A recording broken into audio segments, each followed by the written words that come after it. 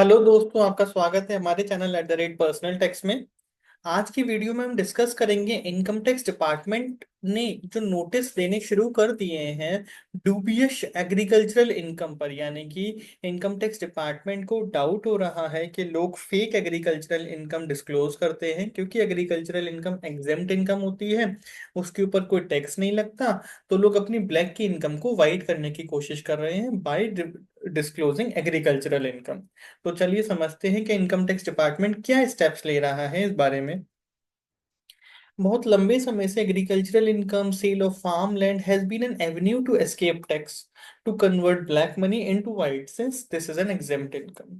Now the income tax department has started a nationwide probe for investigating entities declaring agricultural income of rupees 50 lakh or more without owning any land।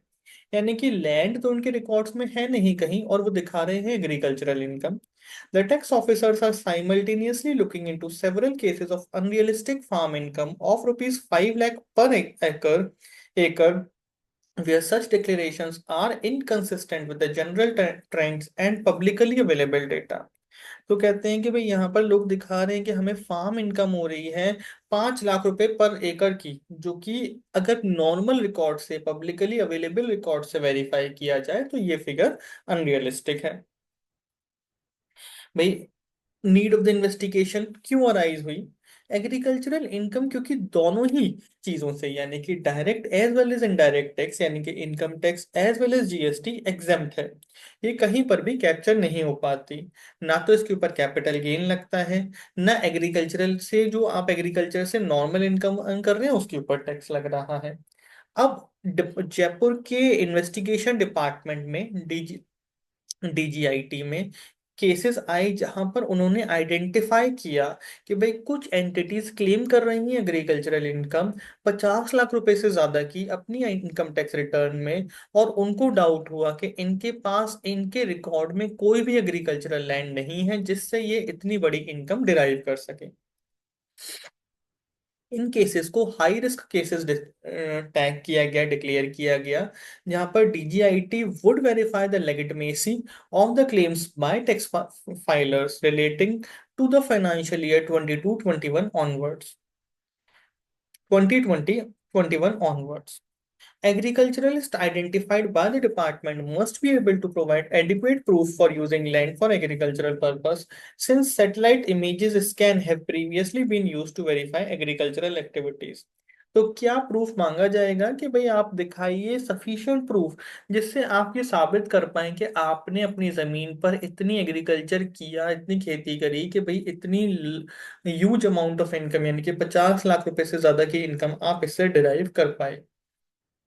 Income from non agricultural sources क्या है? Earnings from land plotting, sale of urban agricultural land, renting out farm house for commercial use, pottery farming, similar activities. इनके लिए कोई income tax में exemption नहीं है, और इनके ऊपर टैक्स लगना है। इनको टैक्स पर्पस के लिए रिपोर्ट भी करना है और टैक्स पे भी करना है। इन सर्टेन केसेस देयर में ऑल्सो भी tax implications for other parties. भाई जैसे कि आपने मान लीजिए कोई नॉन एग्रीकल्चरल लैंड सेल किया स्टैम्प ड्यूटी से कम, तो सामने वाली पार्टी के ऊपर, भाई सामने वाली पार्टी के लिए को क्या माना जाएगा कि भाई इसने तो एग्री स्टैम्प ड्यूटी पे किया होगा, और उस बेसिस पे जो डिफरेंस होगा वो इनकम उसके हैंड्स में टैक्सेबल हो जाएगी। Facts to be considered: agricultural income includes earning from sale of farm produce or rented lands which are away from the municipal limits and are in areas with a minimum population specified under the law. Tax exempt income from agricultural land could also be generated from capital gain arising from sale of agricultural land which does not fall within the ambit of definition of capital asset। तो agricultural income कैसे derive की जा रही है? भाई earnings from sale of farm produce, जो जमीन से प्रोड्यूस आ रहा है, या लैंड को रेंट पर दे रहे हैं, या फिर उसको सेल कर रहे हैं, तो वो कैपिटल एसेट कम कंसिडर नहीं किया जाता। कैपिटल एसेट की डेफिनेशन से बाहर है, इसलिए उसका कैपिटल गेन भी एग्रीकल्चरल इनकम यानी कि एग्जेम्प्ट इनकम कंसिडर किया जाएगा। In case of sale of agricultural land, if a taxpayer was not required to maintain books of accounts or had not filed asset liability statement, land details may not appear in the tax returns or record available with the tax department। तो इसीलिए income tax department को doubt होता है, और इस doubt को कैसे दूर किया जा सकता है? लैंड सेल एग्रीमेंट के through. Upon furnishing transaction records one can come to the conclusion that there was actual sale of agricultural land. तो उन लैंड रिकॉर्ड्स को, उन सेल्स डीड्स को देख करके हम देख सकते हैं, पता कर सकते हैं कि भाई एक्चुअली में सेल हुआ है एग्रीकल्चरल लैंड, या कोई और ही लैंड सेल हुआ है जिसकी इनकम को छुपाया गया है। There are cases where wrong reporting in the AIS has raised questions of land sale during assessment। AIS में भी कभी कभी गलत रिपोर्टिंग हो जाती है, जिससे लैंड सेल पर क्वेश्चन उठ जाता है ड्यूरिंग असेसमेंट। Compliance requirement क्या है? For the purpose of identifying as a capital asset, agricultural land could be rural or urban. When rural farmland changes hand, there is no tax on the capital gain. But sale of urban agricultural land attracts capital gain tax। बिल्कुल सही बात है, rural पर कोई tax नहीं लगेगा cell करने पर, और अर्बन को सेल करने पर लगेगा। Besides agriculturalist, farmland is also acquired by non-farmers for other commercial uses, subject to required clearances and payment of charges। तो जब ये इस तरह का ट्रांजेक्शन करेंगे तो ये लैंड कन्वर्ट हो जाएगा नॉर्मल लैंड में, और ये फार्म लैंड नहीं रहेगा।